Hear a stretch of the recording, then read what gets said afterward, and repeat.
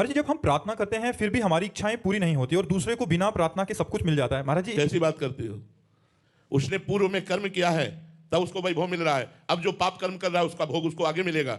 भले आज पापी है लेकिन वो पुण्यात्मा था, पूर्व में उसने पुण्य किया है, इसलिए वो वैभव संपन्न होकर के खूब सांसारिक सुख विलास भोग रहा है। आज हम बड़े धर्मात्मा हैं लेकिन पूर्व में हमारा पाप था, वो आज हम भोग रहे हैं। आज जो हम धर्म कर रहे हैं ये आगे हमें सुख देगा, आज जो पाप कर रहा है आगे उससे दुख मिलेगा। यहाँ प्रार्थना हृदय से नहीं हम कर पाते।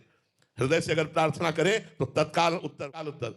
प्रार्थना हम वासनाओं की पूर्ति के लिए ना करें, प्रार्थना हम वासना की निवृत्ति के लिए करें। कितनी वासनाओं की पूर्ति चाहेंगे, क्या क्या चाहेंगे? एक बात से मानता है क्या?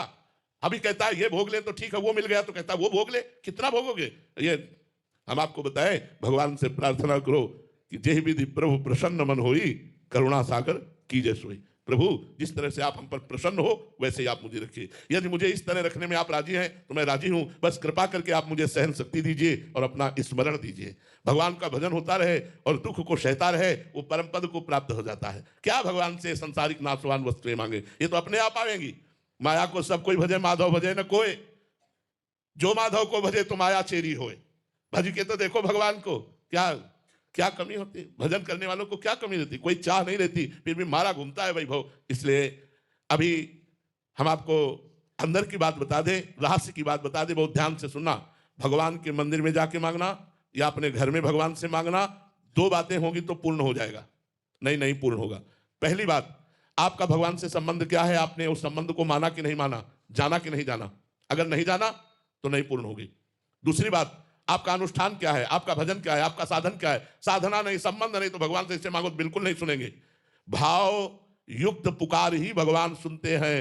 भाव बिन सुनी पुकारे मैं कभी सुनता नहीं। भाव पूरित टेर ही करती मुझे लाचार है। भाव का भूखा हूं मैं और भाव ही एक सार है। अगर भाव नहीं है, हे भगवान हमारा काम कर दो, तुम्हारे नौकर है भगवान, तुम्हारे कर्जदार है भगवान, तुमने जो कर्म किया उसको भोग।